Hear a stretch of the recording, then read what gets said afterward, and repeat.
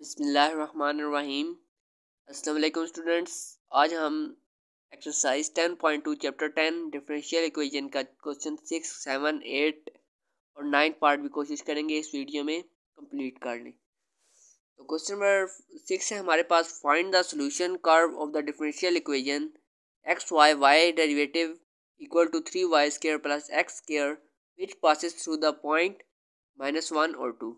उसने हमें एक इक्वेशन दी हुई है डिफरेंशियल इक्वेशन, और वो कह रहा है कि ये -1 और 2 पॉइंट से गुजरती है। तो चलें इसे सॉल्व करते हैं। हमने बेसिकली इसके अंदर एक इक्वेशन ड्राइव करनी है। करते हैं। y जो होता है y डेरिवेटिव, इसका मतलब y प्राइम का मतलब ये होता है dy डिवाइड बाई dx। तो एक्स वाई यहाँ पर मल्टीप्लाई हो रहा है, यहाँ पर आकर डिवाइड कर लेते हैं। सबसे पहले हम यहाँ पर इक्वेशन को सॉल्व करेंगे, इक्वेशन को एक फॉर्म के अंदर लाएंगे ताकि हम इजीली इसको इक्वेशन को समझ सकें। हमने dy बाई dx की फॉर्म के अंदर हमने इस इक्वेशन को लिख लिया है। अब जैसे मैंने आपको लास्ट वीडियोस में भी बताया था कि जब हमारे पास होमोजीनियस क्वेश्चन कोई हो तो उसके लिए हम y equal to T x let करते हैं। तो इसके अंदर भी हम y equal to T x late कर लेंगे। अब इसका डेरिवेटिव लेंगे y, ताकि हमारे पास dy बाई डी एक्स आ जाए। dy divide by D X यहाँ पर हमने लिया। आपको पता है यहाँ प्रोडक्ट रूल लगता है। सबसे पहले एक फंक्शन को छोड़कर दूसरे फंक्शन का डेरिवेटिव, फिर दूसरे को छोड़कर पहले का डेरिवेटिव। अब हमने x को छोड़ दिया था, टी का डेरिवेटिव लिया, D T divide by D x. इसी तरह t को आप छोड़ देंगे, डी एक्स का डेरिवेटिव लेंगे, x का डेरिवेटिव जब लेंगे तो वो 1 ही आता है, इसलिए नहीं लिखा। तो अब ये D Y by D X की जो वैल्यू है वो हमारे पास ये एक वैल्यू आ गई। अब इस वैल्यू को हम इसके अंदर पुट कर देंगे। इसके अंदर हमने D Y by D X की वैल्यू पुट की और y की जगह हमने x और t पुट कर दिया। ये x² t² हो गई, यहाँ से x² कॉमन आ गया और नीचे से भी x² कॉमन है, ये आपस में कैंसिल हो जाएंगे और ये प्लस t है, यहाँ पर आकर माइनस t। तो अब हम इसे और सॉल्व करते हैं। ये माइनस टी से अब एलसीएम लेंगे। इसके एलसीएम का आसान तरीका ये होता है, हम इस t के नीचे 1 है, इन दोनों वेरिएबल नीचे वाले दोनों वेरिएबल्स को आपस में मल्टीप्लाई करा देंगे। ये तो आपस में कैंसिल है, t1 ज़र t, और इस वेरिएबल को इसके साथ मल्टीप्लाई, इसको इसके साथ मल्टीप्लाई, इसको इसके साथ कराएंगे तो 3t² प्लस 1 माइनस, जब t को t के साथ कराएंगे तो t², ये से कैंसिल हो जाएगा तो 2t² plus 1 divide by t। अब हम क्या करते हैं, लास्ट क्वेश्चन की तरह सेपरेट कर लेते हैं वेरिएबल्स को।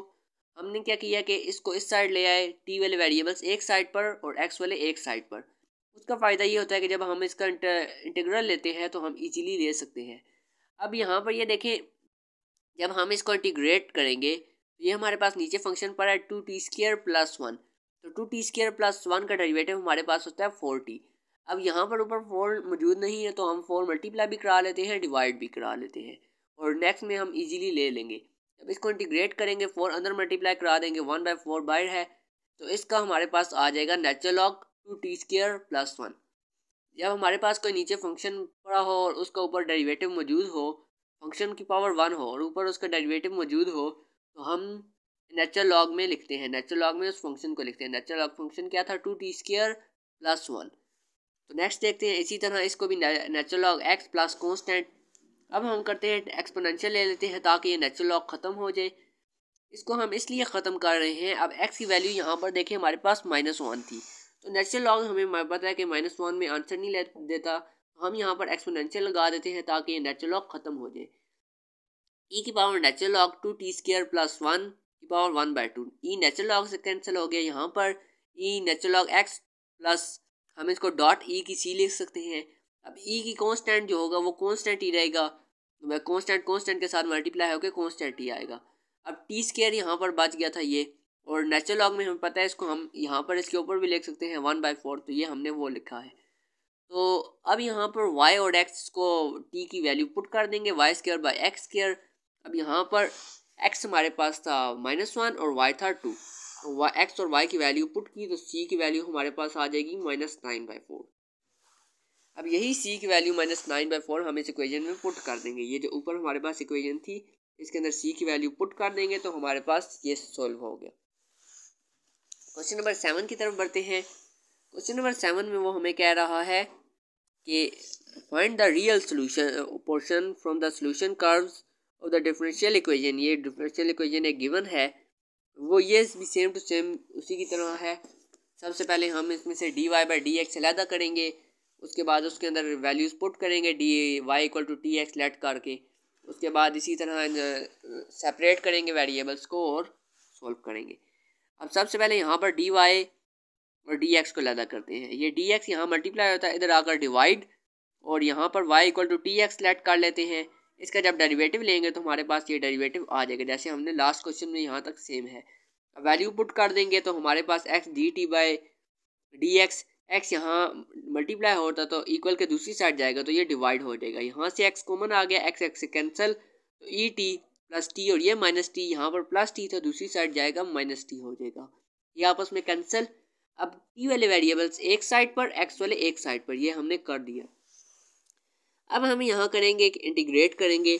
जब ई की पावर माइनस टी है, इसका फार्मूला होता है ई की पावर एम एक्स जब हो ई की power M X divide by M plus C. Page number 145 पर इसके फार्मूले गिवन है। तो ई की पावर माइनस टी है, तो यहाँ पर टी के साथ वेरिएबल क्या पड़ा है -1 कॉन्स्टेंट, तो -1 हम नीचे लिख देंगे डिवाइड में, equal to natural log X, 1 by X का डेरिवेटिव होता है नेचुरल लॉग, इंटीग्रल होता है natural log X plus C. अब टी की वैल्यू हम पुट करते हैं y बाई एक्स, इसके अंदर x था हमारे पास 1 और y था 0, ये वैल्यूज इसके अंदर पुट करेंगे तो c का आंसर हमारे पास -1 आ गया। अब c का आंसर -1 हमने इसके अंदर पुट कर दिया और हमारे पास क्वेश्चन सोल्व। क्वेश्चन नंबर 8 की तरफ बढ़ते हैं। क्वेश्चन नंबर 8 है हमारे पास, a particle moves along the x-axis so that its velocity at any point is equal to half its abscissa। यहाँ पर समझना ये है कि उसने कहा है कि हमारे पास a particle moves with velocity, velocity क्या होती है, rate of change of displacement, मतलब कि d x divide by D T equal किसके है, इज इक्वल टू हाफ एब्सेका। इसका मतलब है हाफ एक्स के -3 टाइम्स द टाइम, मतलब कि माइनस हमने 3t कर देना है।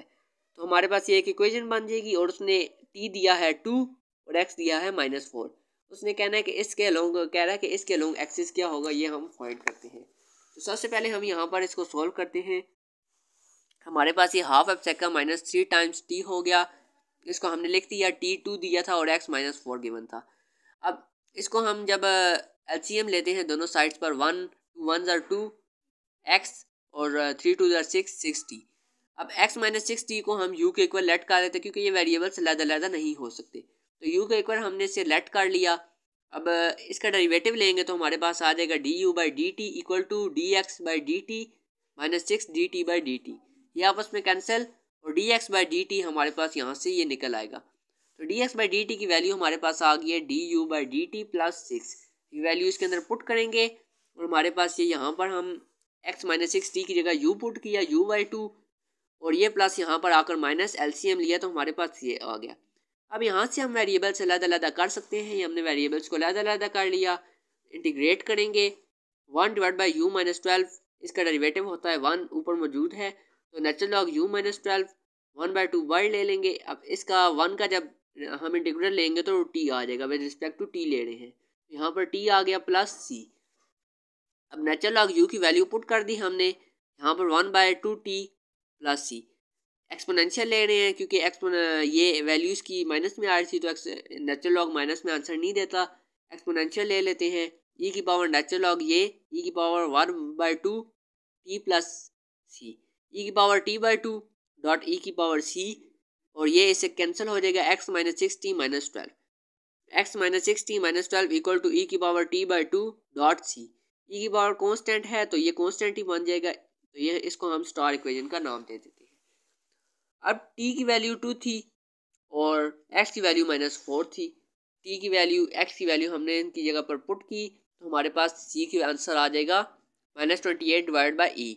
-28 डिवाइड बाई ई इस स्टार इक्वेशन में पुट कर देंगे, जो हमने स्टार इक्वेशन का नाम दिया था, इस इक्वेशन में c की वैल्यू पुट कर देंगे -28 बाई ई, तो ये हमने पुट कर दिया। अब e की पावर 1 थी, ऊपर जाकर -1 हो जाएगी, तो ये t e की पावर t/2 डॉट e की पावर -1, और सारा सेम टू सेम -28 साथ, -28 e की पावर t/2 -1, तो ये हमारे पास इक्वेशन सोल्व हो जाएगी। नेक्स्ट क्वेश्चन की तरफ बढ़ते हैं। क्वेश्चन नंबर 9 है, the rate of consumption of oil billions of barrel is given भाई ये इसने हमें इक्वेशन दे दी where T equal to 0 correspond to 1990 में टी 0 जब टाइम था तो एक्स भी 0 होगा। तो find the total amount of, हमने 6 साल के अंदर अंदर हमने उसकी टोटल अमाउंट बतानी है। जब ये हमें मालूम हो जाएगा तो फिर हमने 8 ईयर्स के अंदर बतानी है। चलिए स्टार्ट करते हैं। क्वेश्चन ये है, अब यहाँ से हम डी टी वाले वेरिएबल्स और डी एक्स वाले वेरिएबल इजी अलग कर सकते हैं, तो इन्हें अलग कर लेते हैं। अब यहाँ पर 1.2 एलसीएम कॉमन ले लेंगे क्योंकि ये कांस्टेंट है। इसके अंदर ये फार्मूला अप्लाई करेंगे, 0.04 ऊपर और नीचे भी डिवाइड हो जाएगा, प्लस सी।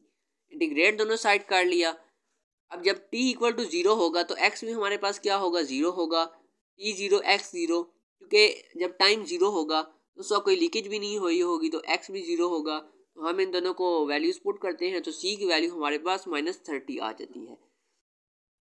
अब 1990, 1991, 1992, 1993, 1994, 1995 टोटल 6 ईयर्स हो गए। तो t हमारे पास 6 है, हम एक्स टी यहाँ से अलहदा हुआ है, t की वैल्यू हमने इधर 6 पुट की तो हमारे पास x के आ जाएगा 8.1375। अब हमें इसने क्या है, ऐड टी 8 के अंदर हम पुट करेंगे x के साथ 8 और 30, t की जगह 8 पुट किया। c की वैल्यू बस हमने निकालनी थी t 0 x 0 से, और हम बस वैल्यूज पुट करेंगे। 6 की अब पुट की तो ये आ गया, 8 की पुट की तो हमारे पास 11.314 आंसर आ गया। आप बेशक इसको नोट भी कर लें। नेक्स्ट क्वेश्चन, और क्वेश्चन नंबर 10 और 11 के फोर्थ पार्ट और क्वेश्चन नंबर 10 ये मैं नेक्स्ट वीडियो में करूँगा। आज के लिए इतना ही। अल्लाह हाफिज़।